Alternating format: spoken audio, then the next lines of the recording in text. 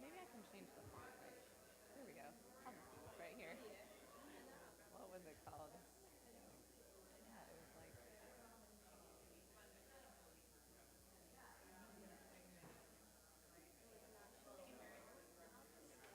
Well, I think it was between like my work PC and my Mac.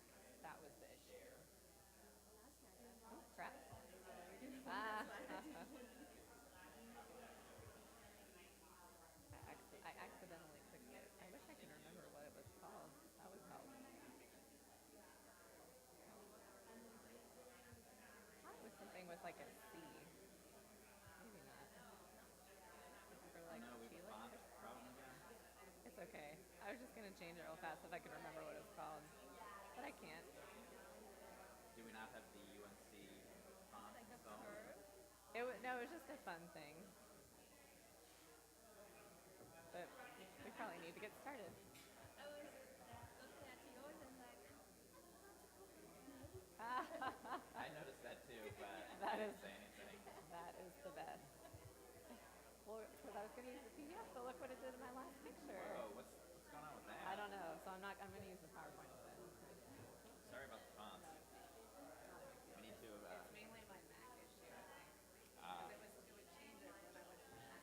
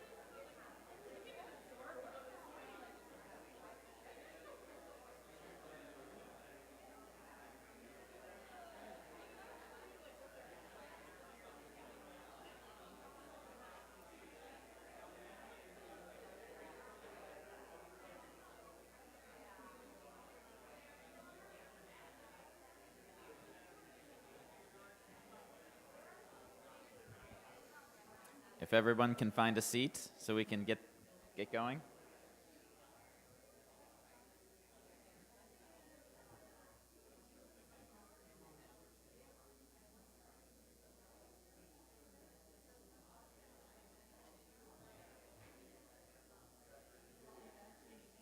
No.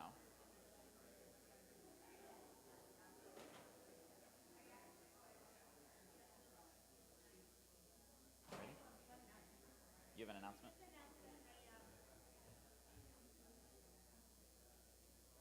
Just a quick announcement that the Neighborhood Nexus staff was kind enough to wash and bring over mugs. If you lost your mug with your name on it, or there's some empty ones, unnamed, that are out on the table. So if you want to grab that, and if you leave early, there's a name tag box at the front. If you can drop your name tag in, that will be great. And we'll get started with today's program with Rob. Okay, good morning, everyone. This morning's session is going to be about data visualization, a very exciting topic for 9 a.m. on Friday morning. So this has been a topic that I know a lot of people have been informally talking about for a long time. And when it comes to data visualization, there's always a lot of questions, sometimes a lot more questions than answers. And so we hope in the next hour to answer some of those questions, or at least provide some resources that you can use to find them on your own.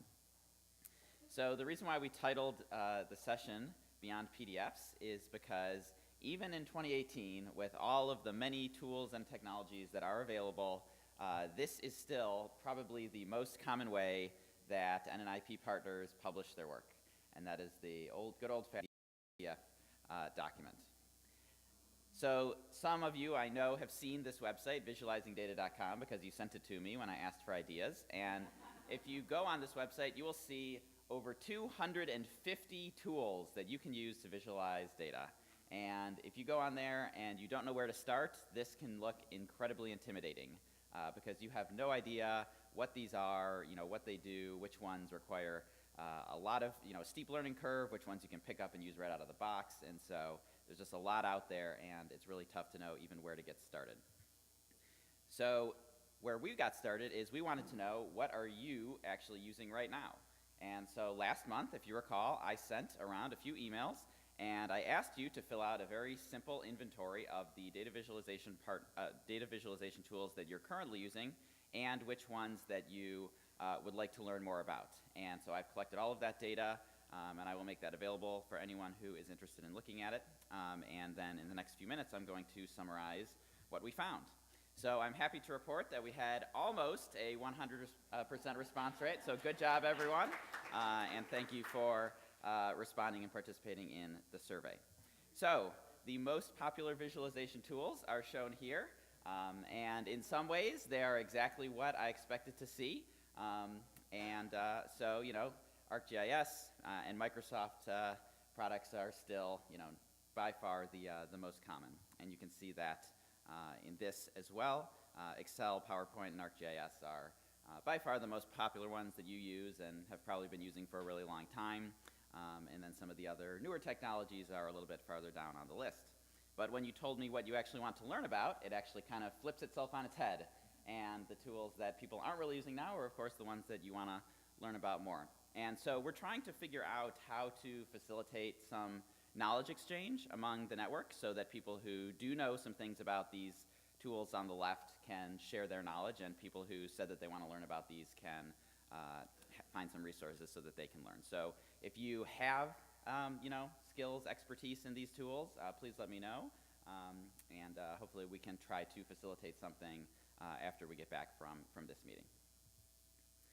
And so today I want to introduce two wonderful presenters who are going to share examples of their work with you and to sort of give you some tips, some strategies, some advice about how you can take what they've done and bring it back home and make some wonderful visualizations on your own. So we have Jie Wu from Houston, from the Kinder Institute, and she's going to be giving an example of some work that they did using ArcGIS Online story maps. And ArcGIS Online, as we just learned, is a tool that almost everyone is using. So the good news is that if you have an ArcGIS license, You probably have access to story maps, whether you even realize it or not, or whether you've ever used it or not. And then after Jay, we have Laura from UNC Charlotte, and she is going to talk about using Tableau, which, if you haven't used before, is a completely free data visualization tool that I know a good handful of people in the room are using, but she's going to talk about some of the projects that they use Tableau for and how you can use it on your own. So I'll go ahead and turn it over to Jay.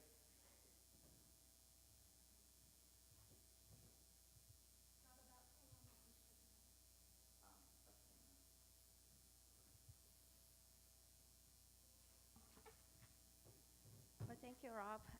Good morning, everyone.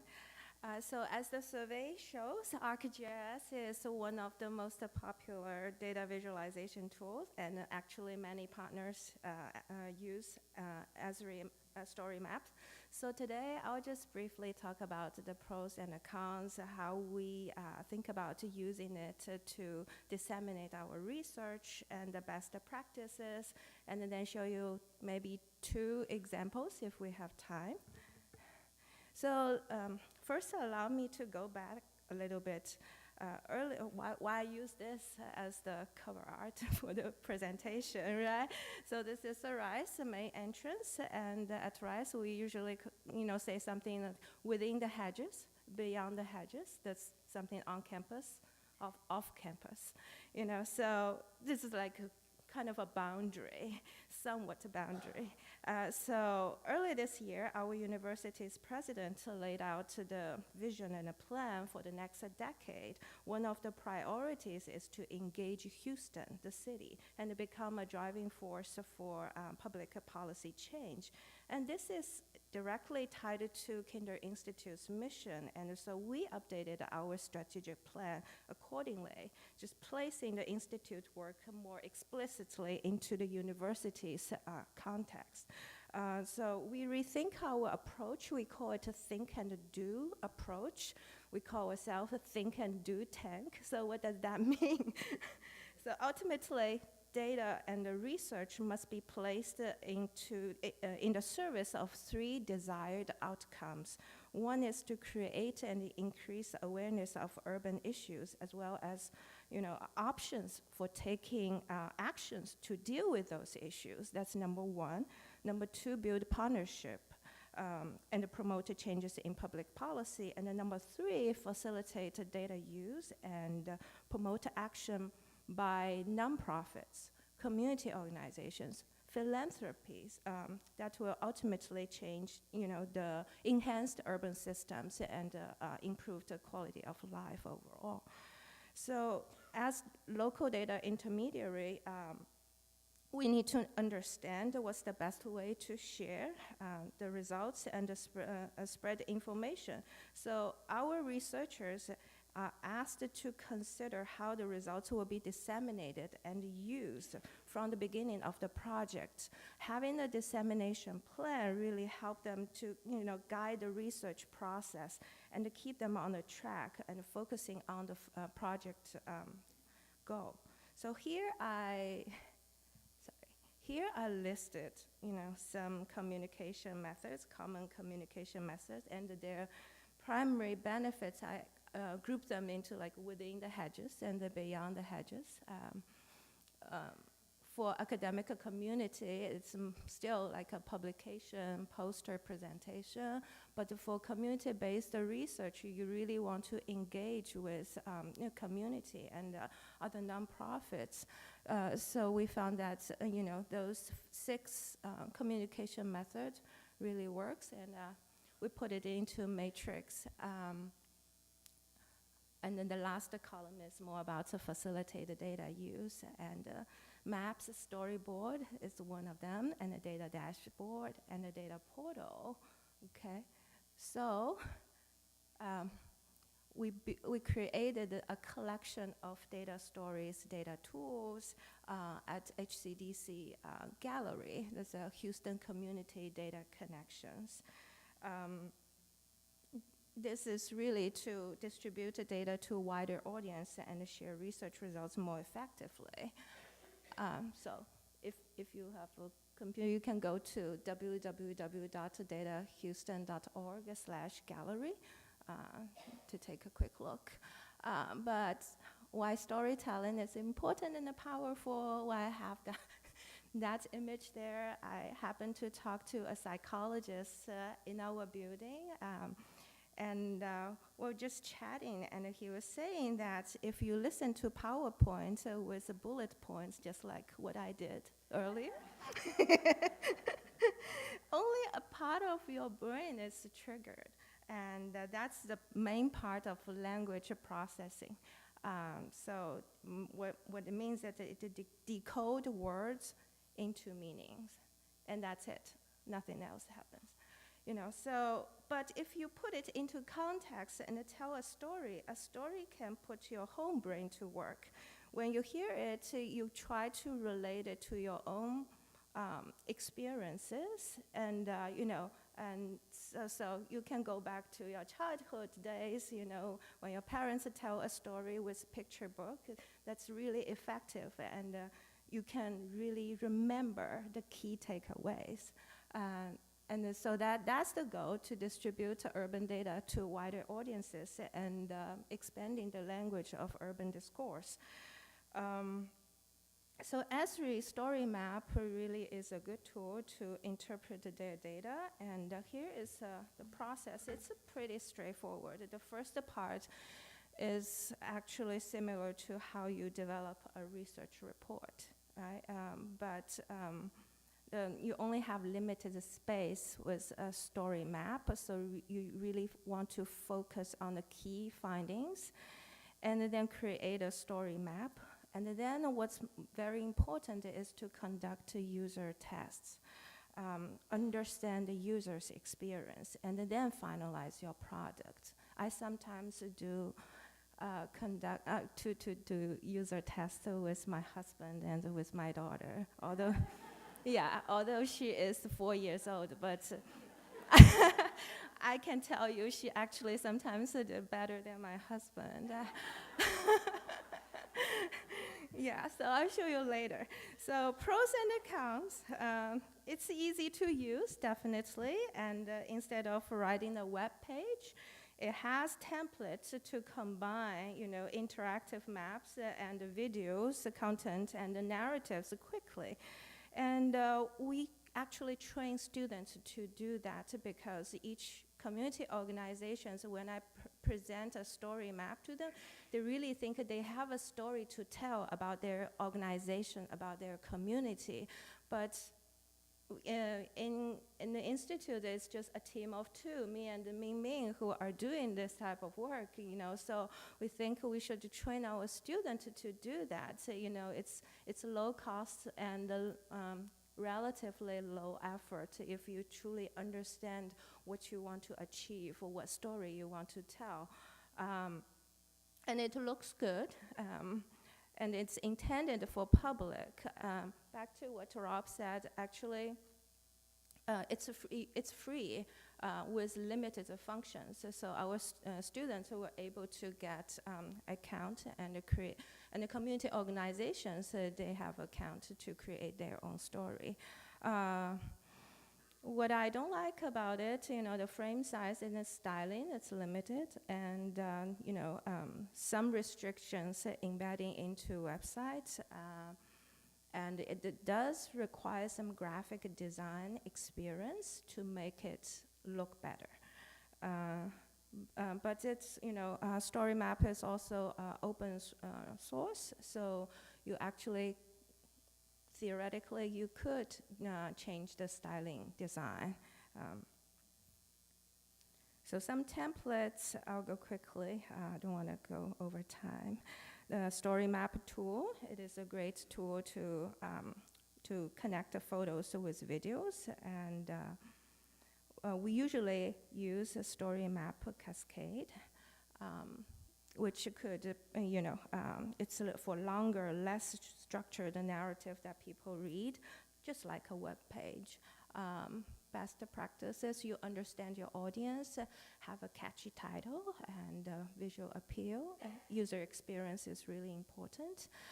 And then less is more. So let me go quickly. So I'll give one example. That's the Kinder Houston Area Survey. So this is the 37th year we're doing the Kinder Houston Area Survey.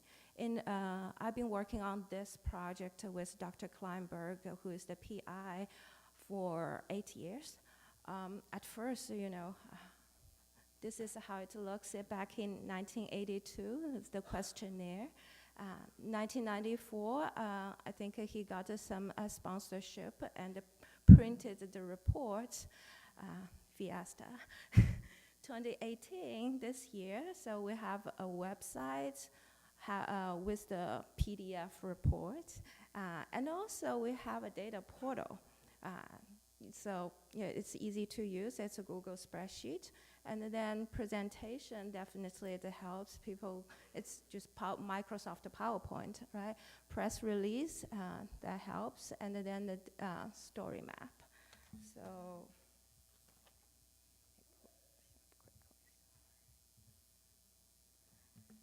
So first, one thing. Oh, can you see it?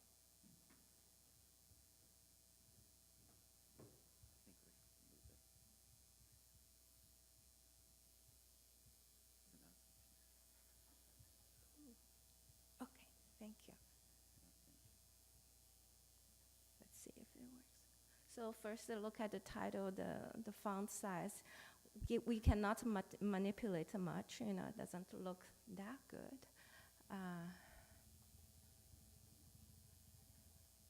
So first, we use the ArcGIS map to talk about the survey methodology. These are the 3 counties that we surveyed, and you can, I don't know where the mouse is. It's okay.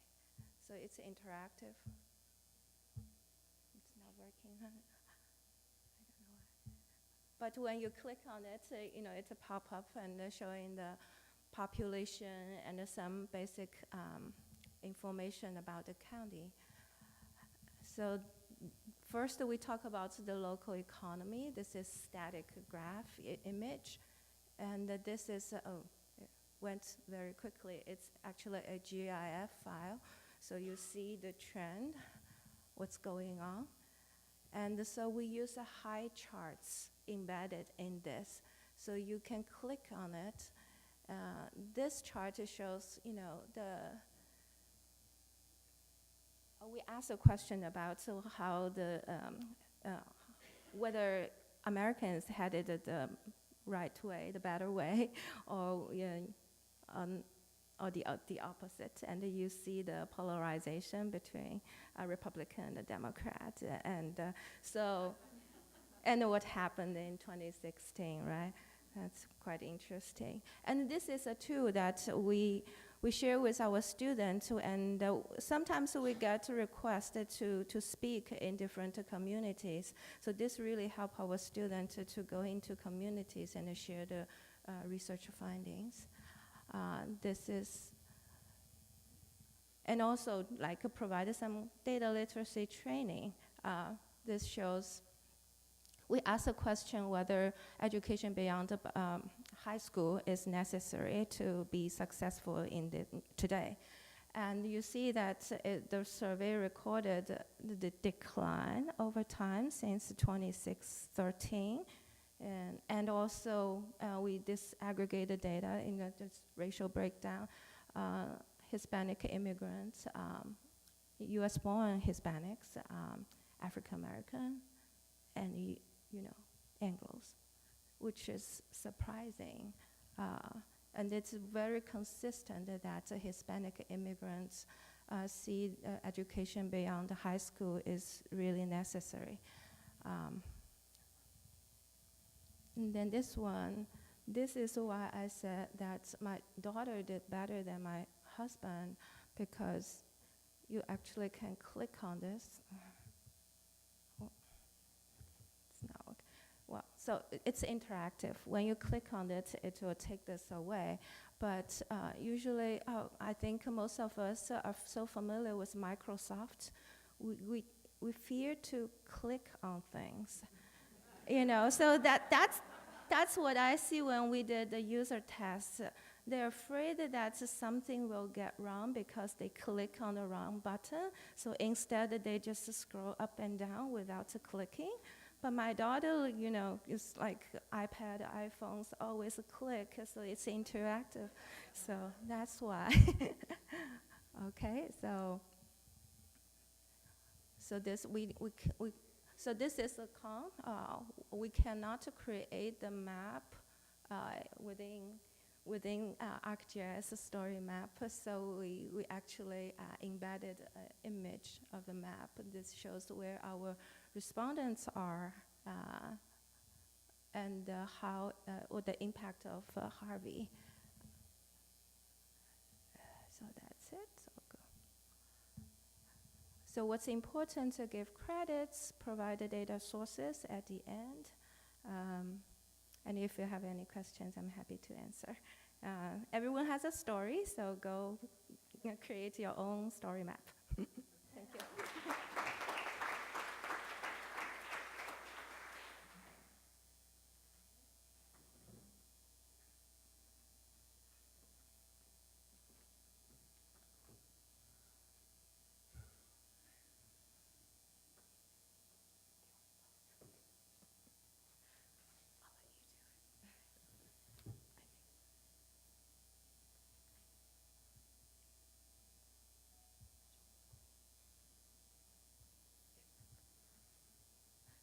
Hold on a minute, just a small technical glitch.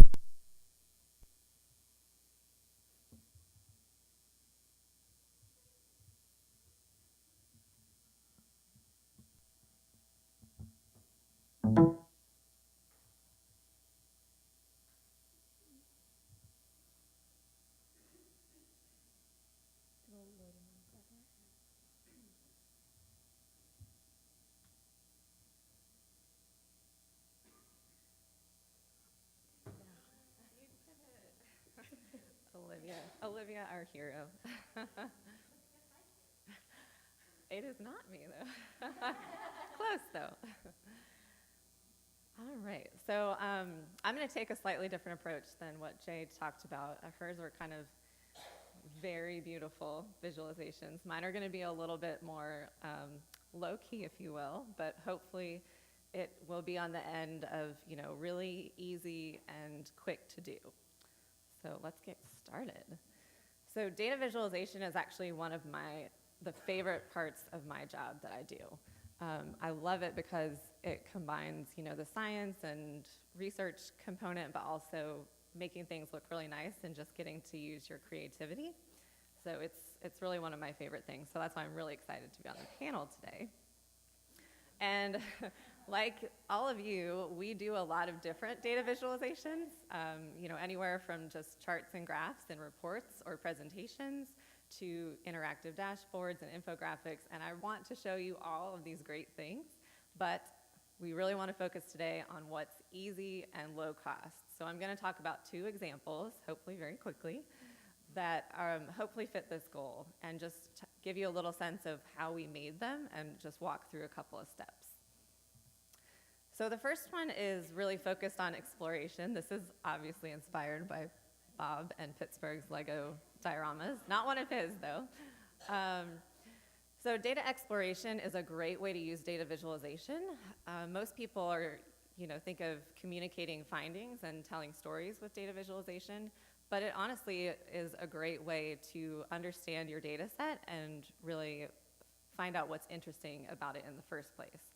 And so we use Tableau for that a lot, and I know a lot of you guys are using Tableau already for storytelling and whatnot, but hopefully this will give you a slightly different angle to look at it. So in this example, we are working with a local healthcare system, looking at their diversity metrics of their employees, and Diane is actually leading that project. She's sitting right over there.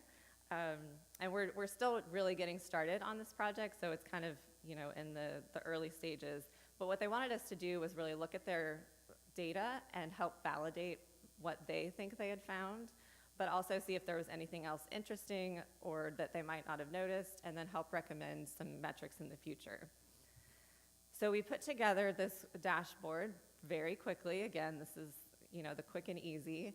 And this is just looking at the basic demographic characteristics of their employees. So you've got race and ethnicity, gender, age group, and then a couple of combinations over there on the right. And this was built using Tableau. And I don't have the interactive version pulled up, but just to walk through a couple things you can see quickly.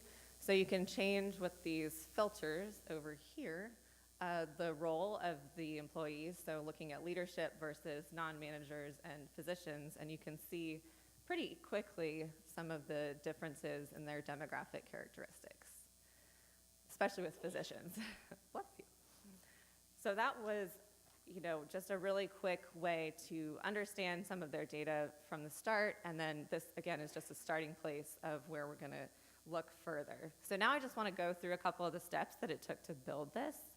Not every single one. So the tools that we used were really Excel plus Tableau, mostly Tableau. This is what the original file looked like in Excel, and they actually did a great job of formatting it. We didn't have to do much work, which was really nice. But what you'll notice is this is all individual level records. So it's all disaggregated, which is kind of a pain in Excel, but in Tableau, it's great because it will aggregate it for you really quickly. So that's no problem. Finding your data and bringing it into Tableau is really easy. You just, you know, select the file type, navigate to your file, and then it appears over here in this connections. And then literally all you do is take the sheet that you're interested in and drag it and drop it into that little space over here, and then it pops up below there, and voila, there's your data. And you can start building visualizations right away from that. So to make a chart, you start with a new worksheet. So every single chart, graph, or map in Tableau is in its own worksheet. So that's one of the basic things to understand. And you'll see over here on the left, these are all of the fields that are in the Excel sheet. And you can easily just, again, drag and drop. This program is all about drag and drop. So drag a field from the left over to the rows or columns. And, you know, in less than 3 steps, you have a chart that appears. You can also add another dimension, so looking at race and gender, that combination. And this, you know, it's a little bit clunky because it separates it, or you can organize it by race first. So maybe a bar chart is really not the best way to look at this, and that's the default chart. But it's really easy to change the chart type. You just click on the little show me box over here, and a little pane pops up with different chart options, and it highlights the ones that are suited to the data that you have already selected. So I used a tree map here because you can see the parts of a whole. So this is showing the race and ethnicity plus the gender, so that combination. So you can see, you know, male, female, but then you can also look at the race categories. You can also add a filter, so if you wanted to look at the different regions, like, you know, you saw in that first screenshot, again, just clicking on a measure over here, you can select Show Filter, and it pops up right over here. You can do a lot to adjust the way that looks, but again, it's just a really, you know, quick way to get that lens on your analysis. It's also easy to change the look of the chart, so changing the colors, which I did here. The colors in the previous slide, if you want to remember that. So these were essentially showing the number of records, and it's the same thing as what the boxes are showing. So it's really duplicative. So using color to indicate the actual race category was a good way to add another dimension to it. And you just, again, drag the measure you want over to the little color icon, and this is what you get. This is their default color palette. And you can do a lot to customize the colors. As you saw in the first one, they're a little bit different. If you want to make another chart, you have to start a new worksheet. Like I said, every chart has its own worksheet, so this is just showing you that. And then to show multiple charts at one time, that's when you put it into a dashboard. So you create a new dashboard using these little buttons down here. And then you notice on this one, it's not showing you the fields, but the sheets that you've already created. So you can, grab a sheet that you want to put in your dashboard, drag it over there, drop it, resize it, add make the filter show up, make a legend show up, a whole bunch of different things. So fast forward, there's obviously a lot of steps in between there, but hopefully you get the idea of, making a chart, bringing it in, and then putting together the dashboard. So then there were just a couple of finishing touches that I put on this one, adding a title with a little bit of color to distinguish it, adding some text to explain what it is and basically how to work it, and then, putting the filters over here, and then these little subheadings to help organize some of the charts. Oh, and then the last step is to publish and share it. So Tableau makes it really easy to publish your work through Tableau Public, and then you can click the little share button and it gives you a link or an embed code. Or in this case, we're actually not going to publish it because this is for a client, so sending it to them as a packaged workbook, they can open it in Tableau Reader, and it doesn't have to go online, but you still have all the interactive capabilities. Okay, changing gears, example number 2. This is a very different situation. This was more of a communicating data to the public infographic. So as part of the Black Lives Matter movement in Charlotte, one of our local foundations hosted a series of community conversations, and they asked us to put together some data snapshots to help inform these conversations as they were happening. So we did a series of infographics, and I'm gonna show one today. So this one is on education disparities, and I have to admit, after yesterday's session, I'm really embarrassed to have to show this, and there's a lot I would change about it, in the language and whatnot, but it will serve its purpose for today. So this, is just a combination of a couple of different chart types, a little bit of text, just to give, a sense of how Black students, especially, because this is Black Lives Matter, are doing compared to other racial groups. So to make this is the combination of tools we use. So starting out with pencil and paper, then Excel, PowerPoint, and something called the Noun Project, which I will talk a little bit more about in a second. So just a couple of steps that we went through. The first one was really to just get ideas. So Google Images are your best friend for getting ideas for infographics, just to see what's out there and what other people are doing. Once you have, some ideas of chart types and some layout options, I really always start with a sketch. This is where the pencil and paper comes in. So sketch out, some of the different chart elements you think you might want, where some text could go, the size and place of those elements, and it's so much easier to do that on paper and try a couple different things, and then open your program and start doing it. Also, this is not a sketch of that. I'm pretty sure I recycled those already. I was bummed when I couldn't find them, but you get the idea. So I wanted to just go through one of the graph types that you saw in there. Thanks. It's called a dot plot, and it was those vertical lines with the dots kind of, right on top of each other. And I really like that chart for, when you want something other than your typical bar chart, if you're getting just really tired of those, and it's a really effective way to show data like that. So I just wanted to show you guys quickly how I made that, because I think it's not a chart type that most people would be familiar with. So the first step is really using a scatter plot. It's a simple scatter plot in Excel. And then you use the switch row column button, and it pops everything into a line. And you're halfway there once you've made that discovery.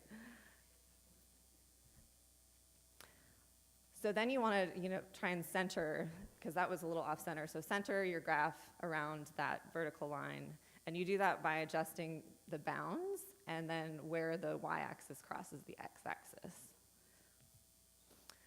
Then you want to clean things up a little bit. So I removed the x-axis, because in this case, it was really meaningless. All it was doing was just providing a starting place. but also the grid lines, because grid lines can kind of get in the way of what you're really trying to show and just be distracting. I added data labels, especially in this situation, where it's being printed and people are probably very concerned about the exact number. Data labels are important, and as most of you probably know, you can add those through the little plus button. And then since you have the data labels, you really don't need to label the y-axis. That's just way too many numbers over there. So I got rid of those, but also added some little tick marks to help kind of orient where the regular intervals are. And then finally, I adjusted the bounds a little bit of this one. I don't usually do this, but in this case, these 2 points at the bottom were seeming really close together, and I knew that I was going to run into trouble when I got to the formatting stage. So I just separated them a little bit by doing that. So that's as far as I got in Excel. Then I copy and paste that graph into PowerPoint to do all of the layout and formatting. Adjusting the colors all at once, trying to make sure that one color is for each racial group and it's consistent across the graph so people aren't getting confused. And so this just kind of shows what it looked like when it came in from Excel to PowerPoint, and then the finishing touches there. Also adding titles once you're into PowerPoint so you know the spacing and how much space you have so you can make sure that those are right. And one tip that I'd like to give you on this is when you're doing a lot of formatting on one graph, if you can get one graph and you have like a series, if you can get one graph formatted really well, copy that and paste it, and then just connect to the different data set that you want to show, you can save all of that time formatting again. And then in addition to the graphs, the rest of this is pretty much all text boxes. So I outlined these to show you, all of the different text boxes that I used. And I love text boxes because it's really flexible, and you can use the same formatting trick with copying and pasting to keep that formatting, and you can even use them for labels on your graphs. So even though we've got the numbers coming in from the Excel chart, I added in the specific racial group names using text boxes. And then a couple final touches on this one. The icon up here, which is just a little bit of extra interest, that comes from the Noun project. So that was the last tool used in this. And the Noun project is a great resource for icons of any shape and size. They have a lot of different options. Anything you want to find in an icon, you can find it on the Noun project. And we use it a lot in stuff like this, but also just reports and presentations. Also added some little dotted lines to help separate the sections a little bit more, and then the acknowledgements down here with the logos. So I want to leave you with this because data visualization is definitely a creative process, and I'm sure you guys know this. It's not linear, despite the steps I just walked you through. It doesn't happen like that in real life. And it's not always easy, but that's okay, because you always have to work through some things when you're coming up with a good product. And if you stick with it and really work through those issues, you can come up with something really beautiful and useful. So I hope that's inspired you a little bit and given you maybe a little bit of confidence to try out these different tools. Thank you.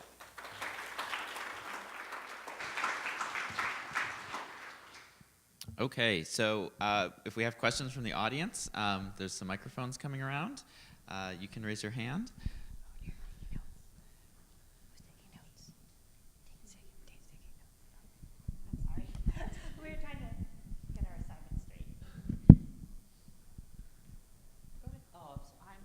Oh, yeah, that's right. So with the infographics, right, so we're talking about Microsoft, and we could maybe do some of that in Word as well, but have you experimented at all with automating some of that through forms? So we have, like, for example, a number of different counties. We want infographics for each of those counties. They're going to be formatted the same. We use lots of different technologies to do that, but I was wondering if that's something that could be simplified through an automation process. We have not done anything like that, but that's a great idea. So let's talk. I will say that we have done that at Urban, and I know nothing about it. But I have made a note to myself to ask Graham, which so I can find more information. I have a question working with Tableau. Have you ever had a problem with like stakeholders having a very specific way they want the final product to look, and realizing that Tableau isn't as flexible with some things? And like, how do you work with that, and how do you explain, you know, the functionality of it in terms of the way it's going to look? Yes, and I'm struggling to think of a specific example, but I'm pretty sure that we have had that issue. But I think you're gonna run into that with almost any tool. Like even with custom-built things, like you're never gonna get it 100%, you know, exactly the way you want it. And that's a little bit what you're sacrificing, you know, with the ease of use. Like the easier a tool is to use, and the less customization, usually, the easier it is to use. So it's a constant, you know, tension there. So I think it's a great question. I think it's just something that you kind of have to manage expectations. Laura, that talk was awesome. I really appreciated the text boxes also, because I always, whenever I'm manually placing text, I think I must be doing something wrong. So it was helpful to see like that workflow. I had kind of like, I had like a question, maybe two questions for the room actually. One is if anybody knows anything about like doing data-driven stuff in Adobe Illustrator directly. I know there's some new functionality for that, and it super confuses me. So I'd love to learn about that. And then the second, we use Noun Project a lot as well, but from like an equity perspective, there's very few people of color on Noun Project, and I'm wondering if anyone has other resources for, like, for example, we did a project about healthcare. There's no like black doctors on Noun Project. There are a lot of white doctors. If anybody has other resources, or like honestly have been throwing around with a few other partners the idea of like trying to build in some funding to a project for an illustrator to just develop like some racially diverse icons and put them on Noun Project. And I don't know if anybody else is interested in thinking about that. Would love to talk. So the Adobe Illustrator was, I think, the third most frequently used tool, which surprised me because I'm not allowed to have a license for Adobe at work. But there are certainly many people in the room, and I also have the results of the survey, so I know who says they use it. So that we can connect. Thank you. Thank you both for your. Thanks, Kathy. Thank you both for your presentations. They were both really interesting and usable tools. I was interested in hearing a little bit more about any thoughts about audience and goal that you might have set before you embarked on creating anything. I know a lot of data journalists begin with that, and based on who their audience is, how they're going to speak to them, and what they're kind of trying to convey, that influences a lot of the design decisions that they ultimately make. So I'd be really interested in hearing a little bit more about those considerations in these projects that you presented. So the example that I showed was the Kinder Houston area survey. We are now partnering with universities, School of Continuing Education. So some of our researchers actually gave a lecture in that school, and some of them are senior folks who just want to continue educating themselves, and most of them actually are from nonprofits. So we find that the story map is a really good tool to promote data literacy. So just sharing with them how we create this. This is the data that we have, what the story we want to tell, and kind of like quiz them. You show them the chart and ask them questions. What do you see here? Why do you think this is important? Things like that, and engaging them. So that's understanding your audience and what they are interested in, and put into different communication tools. We have a good relationship with our local reporters, and usually they will go back to the story map to look at, and we provide a narrative, which really helps. Rather than a presentation, and they only show slides and they don't know the context of what's going on really, what the story the structure, how we put this story together. I guess I can add to that. In our case, with the examples I showed, so a lot of it is driven by what the purpose is. So do you want to explore your data? Do you want to explain it and communicate it to a wider audience? So, having the interactive piece for the exploration was key. But then when you're looking at, a community event, that's not really an appropriate, media for that. It's more, a snapshot, trying to get across the information quickly and easily, and tailoring it to, the community members that are going to be there. Hi, I have a question. First of all of the presentations were very interesting, very, informative.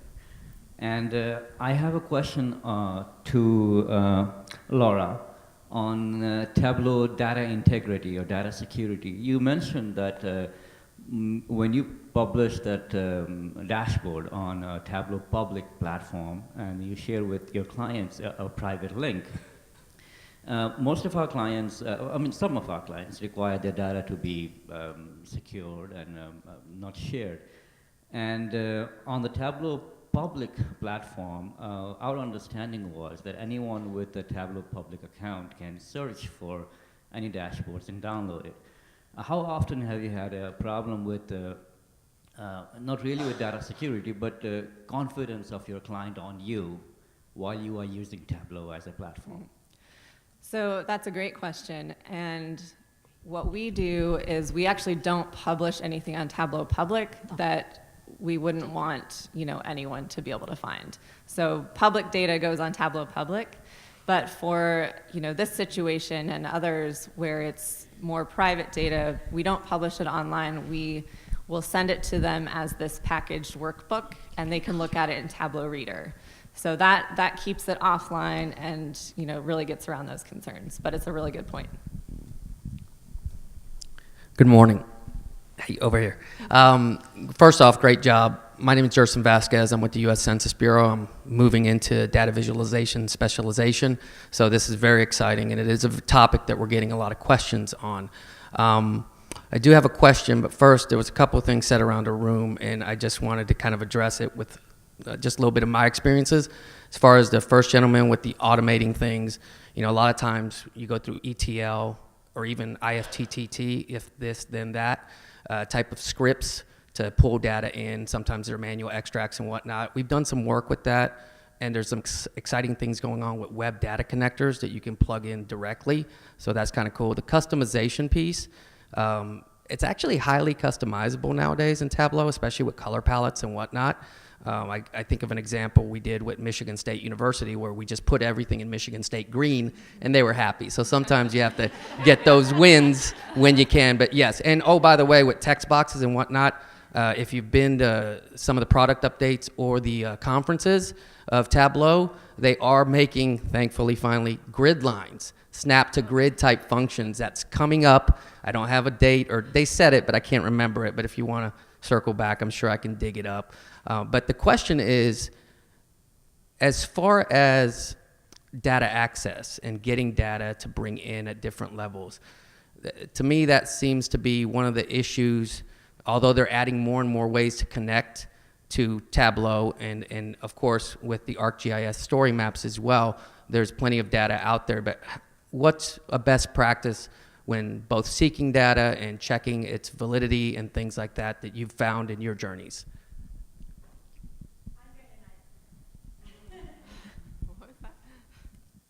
Well, in our case, we share our data online, so everyone could either make a request or download, aggregate data and, check. So our university always promotes, transparency, especially in research. So if we could share the data, although we collect the survey data ourselves, but we try to share with everyone. Hi, thank you both. Question for Laura, or rather two small questions. Have you done any exploration into looking at upgrading to Tableau Desktop? And if so, have you found if there are any significant advantages? I know it's an expensive package.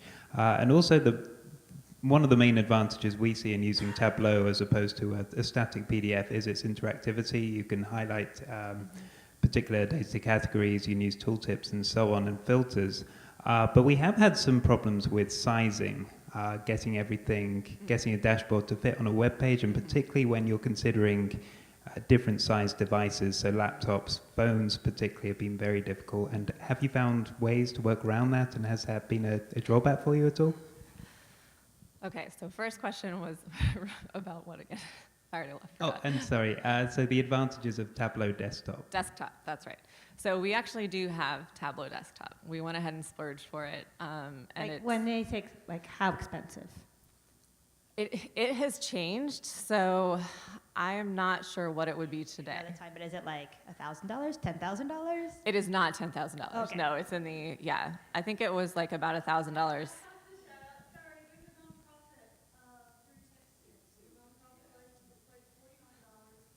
There you go. Oh, $49, 2 years. Maybe we should look into that. We could take up a contribution and pass the hat here. All right, we'll be trying to advocate for that then. So yeah, Tableau Desktop is what we've actually been using most of now. And then, sorry, second question. As phones, mobile. Phones, yes, thank you. Yes, that has been difficult because one project we did for a client, they were wanting both a desktop version and a mobile version. So we actually had to create two separate, dashboards for each of those.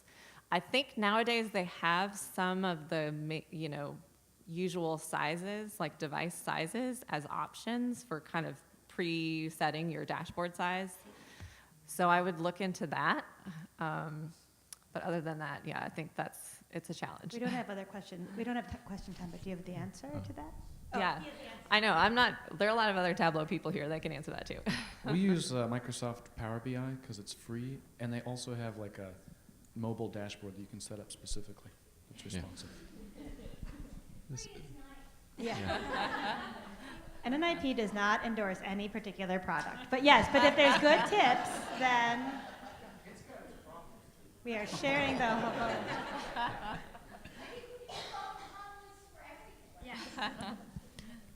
So, yeah, I wanted to say I'm just going to put a plug in for something that we started using and found recently, Data Wrapper, which has really outstanding blog posts about data visualization that are really helpful no matter what tool you're using. And we think the tool's great too, like coupled with Excel and pivot tables, and there's now even a data connector that I'm starting to play with here, just sitting here. Check it out. It's pretty cool. I was doing both, multitasking. Yeah, I also played around with Data Wrapper and for Bob's recommendation, but since he was the only person on the survey, I think, who said that they use it, I didn't talk much about it in the session, but worth checking out. I'll just do a last plug that our comm team has started a new blog from Urban called Data at Urban, which does will cover some more of the stats stuff and the data science stuff, but it also is our comm team in the data viz stuff. It's a new Medium blog that you can follow that they're trying to do a lot of these how-to tips. And we have a lot of blogs listed in the framing page, so I'd recommend you checking them out. And I also have books up here if anyone is interested. They are library books, so I have to take them back. But these are some of my favorites if you want to check them out. Great. Yeah, just add one more. I talked really slowly and didn't get a chance to show you the second example, but we are going to publish it later this month. It's about mapping Houston development using subdivision class data. And the story mapper has, we figure out a way to make it kind of like an animation showing the change over the past 50 years or so. And so I think every city you have, plats record you could get from the county government, and maybe, using it as a model that you could do some cool project with that plat data as well. Okay. We could thank our panelists. So Olivia will come in Munching Camp, and then before you disperse, please don your T-shirt, and we will take a picture. Does somebody photo? I don't know. I guess we could just take it in front of the screen. In front of the stage. Maybe we'll just move the table and take it in front of the stage. Olivia, would you like to tell us what is on tap for the next session? Yes, I'm doing that. So in Peachtree, which is towards the breakfast room, we have survey questions for measuring gentrification led by Jana. Then, what? No, that's in Peachtree. Then we have Georgia Ballroom East A. So right here where I'm standing, evictions with Leah. We have Georgia Ballroom East B over there, which is assessing